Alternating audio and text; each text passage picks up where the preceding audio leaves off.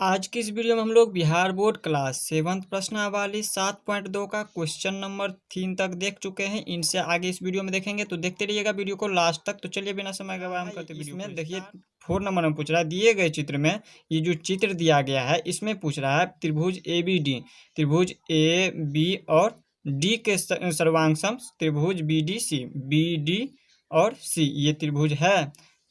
और इसमें देखिए इससे आगे कह रहा है आप भुजाओं को माप सकते हैं, यानी कि इसको भुजा के माप के आपको बताना है जो त्रिभुज ए बी डी के सर्वांग है बी डी सी या नहीं। तो देखिए हमने आपको बताया है क्या, जब अगर इनके बराबर त्रिभुज ए बी डी के बराबर अगर त्रिभुज बी डी सी आ जाए तब जाकर के ये क्या होगा, सर्वांग होगा। इसमें देखना है भुजा, इसमें भुजा देखना है। तो चलिए हम इनको देख लेते हैं। 4 नंबर में यहाँ पे देखिए कॉपी में लिख लिया है, इस प्रकार से दिया हुआ है हमारा त्रिभुज। देख लीजिए इसमें दिया हुआ है। देखिए 4 नंबर में इनको हमने क्या किया, अलग कर दिया। बी और डी ये क्या है, दोनों के लिए है। इस त्रिभुज के लिए देखिए ए बी डी के लिए भी है और इसके लिए भी। देखिए इसमें भी बी डी और इसमें भी बी डी, यानी कि ये दो त्रिभुज बीच का जो ये है भुजा, ये दोनों के लिए ये भुजा है। तो देख लीजिए इसको हम देख लेते हैं। इन दोनों को भुजा को क्या किया, हमने अलग अलग कर दिया। तो देखिए ये जो बीच का भुजा है हमने दोनों त्रिभुज को अलग अलग किया। तो पहला त्रिभुज है ए बी डी और दूसरा त्रिभुज क्या है, बी डी सी। तो इस प्रकार से दो त्रिभुज है। तो इसमें क्या कह रहा है, भुजा को पहले यहाँ पे क्या करना है, आपको मिलाना है कौन किसके समान है। तो देखिए इसके संगत यहाँ पे देखिए इनके समान भुजा दूसरा कौन हो रहा है, यहाँ पे देखिए ये हो रहा है डी सी। यानी कि सबसे पहले लिख लेंगे हम यहाँ पे त्रिभुज ए बी और डी, इसके बराबर क्या होना चाहिए, त्रिभुज ए सॉरी यहाँ पे बी डी और सी, बी डी और सी होना चाहिए। तो यहाँ पे देखिए इनके समान ये होना चाहिए। कब होगा लेकिन ये, जब हमारा ए बी सर्वांग ए बी के बराबर भुजा, यहाँ पे देख लीजिए भुजा ए बी के बराबर इसमें क्या हो जाएगा, भुजा डी सी ये हो जाएगा। तो यहाँ पे लिखेंगे भुजा डी सी। इसी प्रकार से अब देखिए इसके समान तो ये हो गया। अब दूसरा देखिए इनके समान यहाँ पे देख लीजिए ए डी के समान कौन सा हो जाएगा भुजा इसमें, यहाँ पे बी सी ये भुजा हो जाएगा इनके समान। तो यहाँ पे लिखेंगे हम ए डी के समान क्या हो जाएगा इसमें, बी सी। तो यहाँ पे हम लिखेंगे बी सी, ये क्या है, भुजा है। ए डी क्या है, भुजा है, और ये भी बी सी क्या है, भुजा है। जब ये तीनों भुजा आपस में मिल जाए, समान हो, इनके समान अगर ये त्रिभुज हो जाए तब जाकर ये क्या होगा, सर्वांग सम होगा। अब इसी प्रकार से लास्ट यहाँ पे देखिए बी डी, ये क्या है, बी और डी, और इसमें भी ये बी और ये डी, तो इनके समान ये भुजा हो जाएगा। तो यहाँ पे लिखेंगे हम बी डी के समान क्या हो जाएगा, बी डी। तो देख लीजिए इसमें क्या है, सिर्फ और सिर्फ भुजा दिया हुआ है, इसमें कोण नहीं दिया है। तो हमने बताया आपको अगर सिर्फ भुजा दिया रहे तो इसमें ये होता है S S S S S S, और एस एस एस का मतलब होता है भुजा भुजा भुजा। इस प्रकार से 3 भुजा इसमें भी और 3 भुजा इसमें भी। तो यहाँ पे इसको हिंदी में हम लिख सकते हैं भुजा, दूसरा फिर से लिखेंगे एस के बाद ये दूसरा एस का लिखेंगे भुजा, और इसके बाद लिखेंगे फिर भुजा। इस प्रकार से हम लिख सकते हैं। तब देख लीजिए अगर ये भुजा भुजा भुजा होगा तो यहाँ पे क्या कह रहा है, यहाँ पे देखिए 4 नंबर में पूछ रहा है। इसमें देख लीजिए, तो देखिए यहाँ पे 4 नंबर पूछ रहा है, दिए गए चित्र में दिखाइए कि क्या इसके सर्वांग सम ये है या नहीं। तो देख लीजिए इसमें यहाँ पे देखिए इनके सर्वांग सम ये हुआ है। यहाँ पे देखिए इनके बराबर अगर ये नहीं होता तब तो नहीं होता सर्वांग सम, लेकिन इनके समान ये है तो ये क्या होगा, हाँ। इसमें लिखेंगे हाँ त्रिभुज ए, यहाँ पे हाँ लिख देंगे, त्रिभुज ए बी डी के सर्वांग सम क्या हो जाएगा, त्रिभुज बी डी सी, ये क्या हो जाएगा, इनके सर्वांग सम होगा। तो इस प्रकार से ये हो गया हमारा आंसर। 4 नंबर हो गया। अब इसी प्रकार से देख लेते हैं 5 नंबर क्या कह रहा है। 5 नंबर इसमें देख लीजिए, 5 नंबर कह रहा है दिए गए चित्र में ये 2 चित्र दिया हुआ है। पहला त्रिभुज में क्या है, ए बी सी, त्रिभुज ए बी सी, और इसमें देखिए ए बी सी में देखिए यहाँ पे कोण ए दिया हुआ है 40 डिग्री, कोण ए दिया हुआ है 40 डिग्री। इसी प्रकार से कोण सी दिया हुआ इसमें 35 डिग्री, तथा भुजा ए बी, भुजा ये क्या है, भुजा। हमेशा याद रखिएगा ये क्या होता है, कोण, ये भी हो गया कोण, और ये भी होता है क्या, बीच का कोण होता है। लेकिन ये देखिए ये जो इस प्रकार से है लकीर, इसको कहते हैं हम भुजा। यहाँ पे ए बी भुजा हो गया, बी सी भुजा हो गया, तीसरा ए सी भुजा हो गया। तो इसमें देखिए यहाँ पे ए बी भुजा दिया है 2.5 सेंटीमीटर। इससे इसके बाद कह रहा है तथा त्रिभुज, दूसरा त्रिभुज क्या है, डी ई एफ, त्रिभुज डी ई एफ। देखिए यहाँ पे दिया हुआ है में एफ दिया हुआ, कोण एफ दिया हुआ है। इसमें देखिए कोण एफ दिया हुआ है 35 डिग्री। इसी प्रकार से कोण ई दिया हुआ है, कोण ई दिया है 105 डिग्री एवं भुजा डी, भुजा डी और ई दिया हुआ है कितना, यहाँ पे देखिए 2.5 सेंटीमीटर हो तो कह रहा है क्या, त्रिभुज एबीसी के सर्वांग त्रिभुज डीईएफ होगा या नहीं, यही पूछ रहा है इसमें, त्रिभुज एबीसी के सर्वांग डीईएफ होगा या नहीं। तो चलिए हम देख लेते हैं इनको अपने कॉपी में। तो सबसे पहले देख लीजिए दो कोण दिया हुआ है और एक भुजा दिया है, तो इसमें कौन सा हो जाएगा, सबसे पहले तो आपको पता है जब दो कोण रहे और एक भुजा रहे तो यहाँ पे होता है कोण, भुजा और कोण, यानी कि इसको कह सकते हैं ए एस ए। तो इसमें देखिए ये ए एस ए पर आ रहा है, तो इसमें देख लीजिए सबसे पहले यहाँ पे देखें त्रिभुज लिखेंगे, त्रिभुज ए बी और सी में, पहले हम त्रिभुज ए बी सी में चलते हैं। तो त्रिभुज ए बी सी में कोण देख लेते हैं। देखिए इसमें कोण ए बराबर दिया हुआ है, कोण ए बराबर दिया है 40 डिग्री। इसी प्रकार से कोण बी, देखिए सॉरी यहाँ पे कोण बी नहीं दिया है तो लिख देंगे वाट, और कोण सी बराबर दिया हुआ है इसमें 35 डिग्री। तो देख लीजिए इसमें कोण सी दिया है, कोण ए दिया है और कोण बी नहीं दिया है, तो कोण बी क्या करना है हमें निकालना है। तो यहाँ पे हमें पता है कोण ए प्लस कोण बी प्लस कोण सी बराबर कितना होता है 180 डिग्री, यानी त्रिभुज एबीसी का योग कितना होता है 180 डिग्री। तो देख लीजिए इसमें कोण ए का मान दिया हुआ है 40 डिग्री, तो यहाँ पे लिखेंगे हम 40 डिग्री प्लस कोण बी का मान नहीं दिया है तो हम लिख देंगे वैसे ही कोण बी, और प्लस कोण सी का मान कितना दिया है 30 डिग्री, तो यहाँ पे लिखेंगे हम 30 डिग्री। यहाँ पे कोण बी की जगह पे आप कुछ मान भी सकते हैं, मान लीजिए एक्स मान लीजिएगा तो यहाँ पे एक्स देंगे, इसीलिए हम वैसे ही छोड़ देते हैं, इनको कुछ भी नहीं मानते तो हम कोण बी ही लिख दिए हैं और बराबर में हो जाएगा 180 डिग्री। सर यहाँ पे ये देखिए 35 डिग्री है तो यहाँ पे हम लिखेंगे कोण, यहाँ पे ये 35 डिग्री हो जाएगा, तो यहाँ पे भी हो जाएगा ये 35 डिग्री।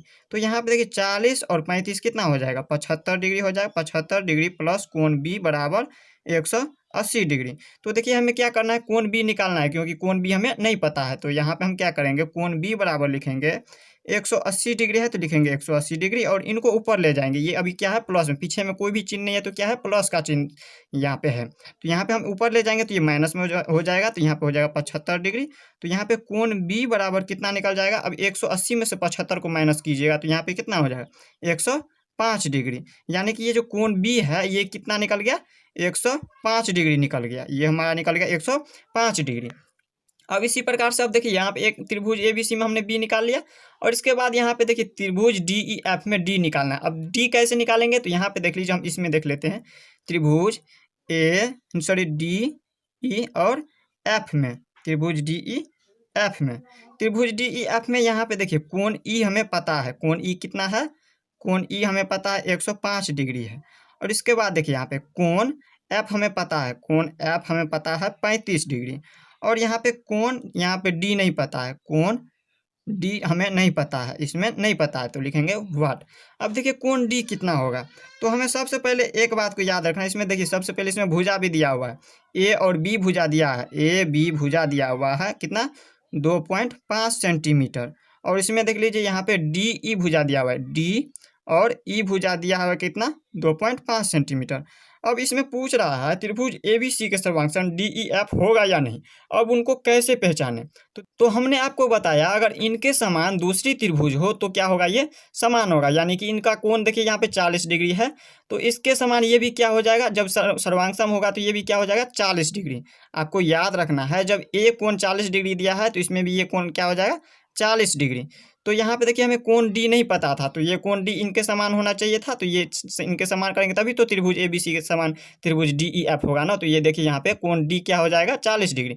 इसी प्रकार से और देखिए इसमें सभी कोण निकला हुआ है, अब इनके समान ए बी के समान क्या हो जाएगा डीई, इन कोण देखिए तो कोण ए के समान होना चाहिए कोण डी, तब कोण ए के समान कोण डी, तो यहाँ पे कोण ए निकला हुआ है 40 डिग्री तो इसमें कोण डी में हम क्या करेंगे लिख देंगे 40 डिग्री। इसी प्रकार से अब देखिए कोण बी हमें नहीं मालूम था तो यहाँ पे हमने निकाला था कोण बी बराबर 105 डिग्री आया तो हमने लिखा यहाँ पे 105 डिग्री। तो यहाँ पे इनके समान ये भी है, यहाँ पे देख लीजिए अगर ये कोई भी अगर मान लीजिए यहाँ पे ये 95 रहता और ये 105 रहता तो ये सर्वांग नहीं होता, लेकिन यहाँ पे देखिए इनके समान ये भी है।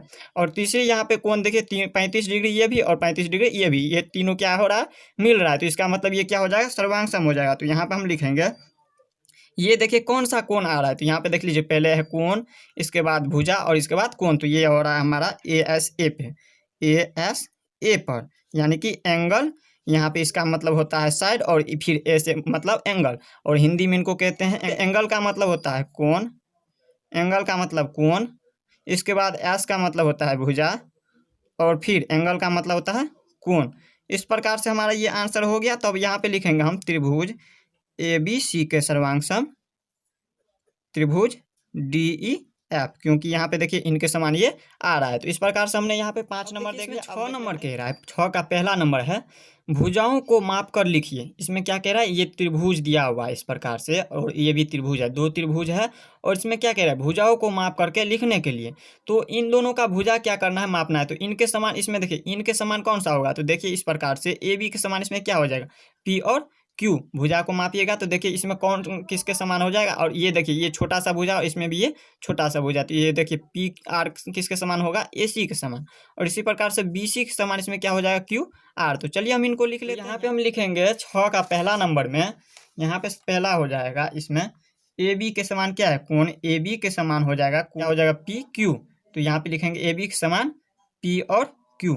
इसी प्रकार से दूसरा कौन देख लीजिए, BC, दूसरा क्या है, BC। तो BC के समान क्या हो जाएगा इसमें, QR। तो यहाँ पे लिखेंगे हम BC के समान, यहाँ पे क्या हो जाएगा, यानी कि बराबर। समान का मतलब होता है, याद रखिएगा, बराबर। इसका मतलब ये नहीं कि हम कभी बराबर कहते हैं कभी समान, तो इसका मतलब ये नहीं समझ लीजिएगा कि ये गलत कह रहा है।